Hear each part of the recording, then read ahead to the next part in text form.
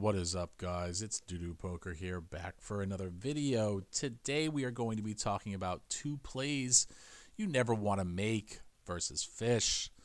The first play is never overbet bluff fish in the triple barrel line. So let's take a look at some MDA. We're going to look at check call, check folding frequencies in the button versus big blind formation versus a fish. What do you guys notice? Well, if we calculate the alpha, which is 1 minus MDF, then we see that the overbet sizing is surprisingly close to the alpha in theory. So what do I mean? I mean, if I take 150% sizing and I do the calculations, I see that this number should be 60%. And what is the actual number in reality? 61. So there's only a 1% difference from the theory to the reality. That is not good for bluffing. Let's do the same calculations for 210. If I take 210 and I divide it by 310, I get 67.7%. And again, this is surprisingly close to what the theoretical number is. So again, this is not a good bluff sizing. Let's do the same calculation for 280. 280 divided by 380.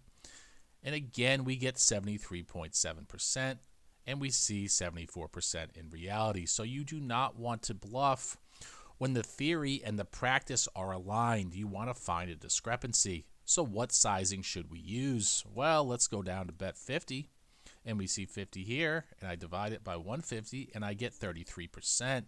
So we see a 9% discrepancy here. So if we're bluffing, we use bet 50 and not the overbet sizing. But if we're value betting, we use the overbet sizing and not the small sizing. Let's go to the second hand example. So in this hand, this is the second example of what you never want to do versus a fish. The hero is man without honor, and the villain is going to be alley 238 on the button. So the hero RFIs and alley 238 calls, and it's checked around on the flop. It's actually a four-way flop, but man without honor bets 50% on the turn, and alley 238 min raises. Now, what do we know about fish? We know the strongest fish sizing is a min raise. So you only continue with value here. You have to be able to beat value to continue. But man without honor calls the raise, and we take a river. On the river, a 10 comes, which is a very interesting card because man without honor has probably all ace king, and alley 238 probably doesn't. But this is where he made a mistake. Watch what happens. Man without honor checks, and alley 238 bets.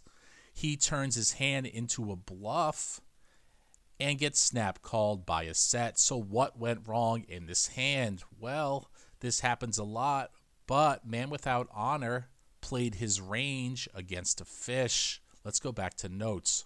What do you never want to do against fish?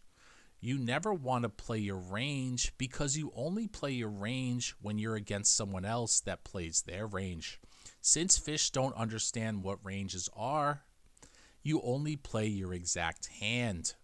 So in this hand history, my opponent made the mistake of playing a reg strategy and turning his hand into a bluff against a strong range. You never want to bluff into a strong range, especially against a fish. It doesn't matter that you can represent ace king because the fish doesn't understand that he has a bluff catcher when he jams. He doesn't realize that you're only representing a straight and that he should either call or fold based on your tendencies. So in this spot, what you do with the king jack is he should have folded turn, and he definitely should have folded river. This is a good play versus a reg, but it's a huge punt versus a fish. So these are two plays you never want to make versus fish.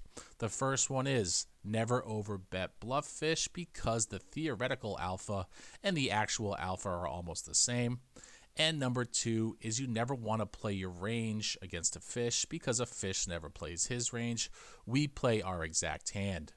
If you enjoy this type of content, please give me a like, please give me a subscribe. New video every single day, 9 a.m. Eastern Standard Time, and I will see you guys in the next video. Take care.